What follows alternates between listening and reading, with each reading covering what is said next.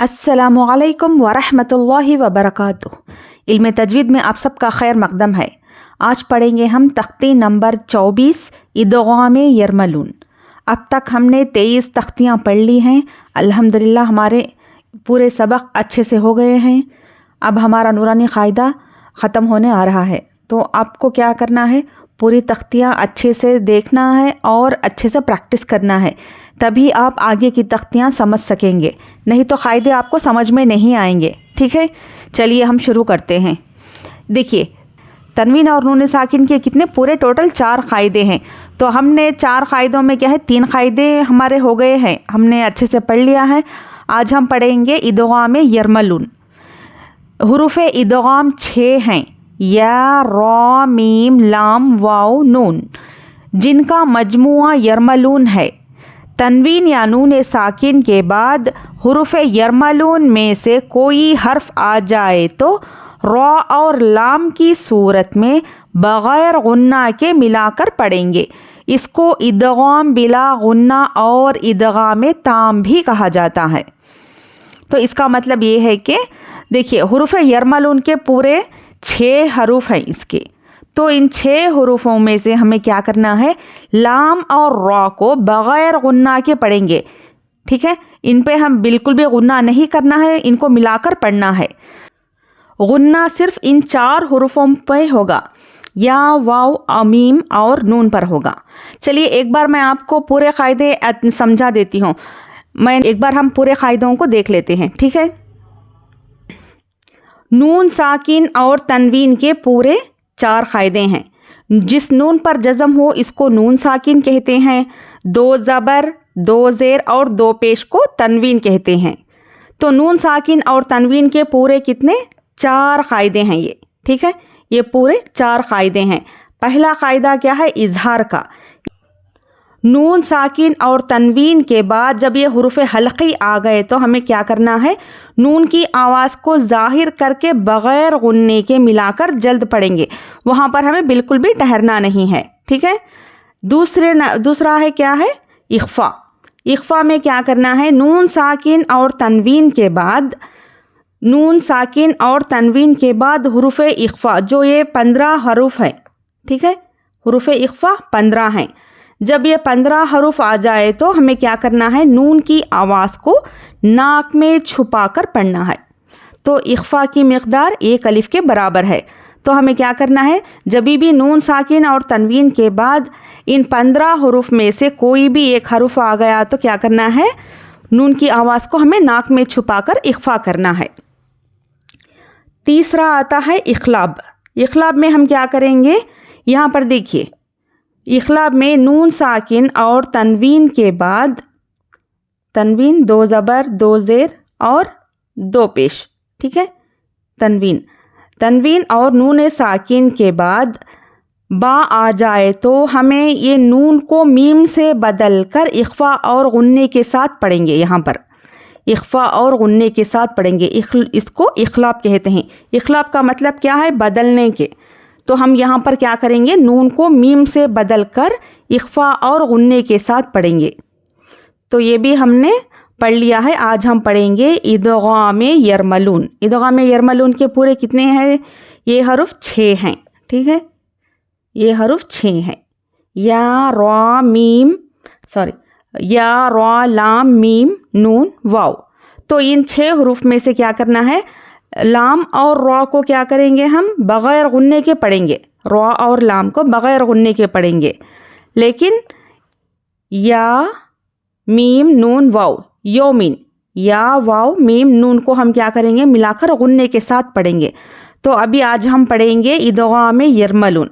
ठीक है, अभी आपको पूरे क़ायदे उम्मीद है कि आपको अच्छे से समझ में आए होंगे। ठीक है ना।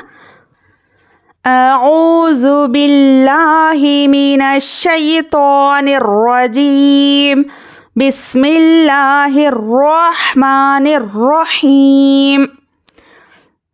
तख्ती नंबर 24 इदगाम यरमलून। इदगाम बिला गुन्ना, इदगाम रा। मीम पेश मुँह पढ़ना है, ना के मो। तो इसको हमें मजहूल नहीं पढ़ना है, इसको मारूफ पढ़ना है। तो ख्याल रखिए इस बात का کیونکہ بہت سے کیا کرتے ہیں یہاں پر یہ غلطی کرتے ہیں کہ مو پڑھتے ہیں، مو نہیں مو، مو. حامیم زبر ہم، محم. تو میم پر تشدید ہے، یہاں پر ہمیں غنہ کریں گے. محم. میم زبر ما، محمّا. دال را پیش در. تو یہاں پر دیکھیے دال کو را سے ملائیں گے اور یہاں پر تنوین میں سے ہم کیا کریں گے، دو پیش ہوں تو ایک پیش کو لے کر پڑھیں گے، ملا کر پڑھیں گے اور بغیر غننے کے پڑھیں گے. یہاں پہ ہمیں بالکل بھی ٹھہرنا نہیں ہے. محمدر. را زبر را، اور را پر زبر یا پیش ہو تو را کو پر پڑھنا ہے. سین واو پیش سو، رسو. محمدر رسو. لام لام پیش لل، لام کھڑا زبر لا. محمدر رسول اللہ. ہا زیر ہی، محمدر رسول اللہ. میم را زیر مر. تو یہاں پر دیکھیے ہم نون ساکن کو نہیں پڑھیں گے، میم کو را سے ملا کر پڑھیں گے. میم را زیر مر، را با زبر رب، مر رب. با زیر بی، مر ربی. کاف زبر کا، تشدید کو سختی سے پڑھیے، ٹھیک ہے. مر ربی کا. غین زبر غا، فا واو پیش فو، غافو. را را زبر رر، را را زبر رر. تو را پر زبر ہو تو را کو پر پڑھنا ہے. غفورر. را زبر را.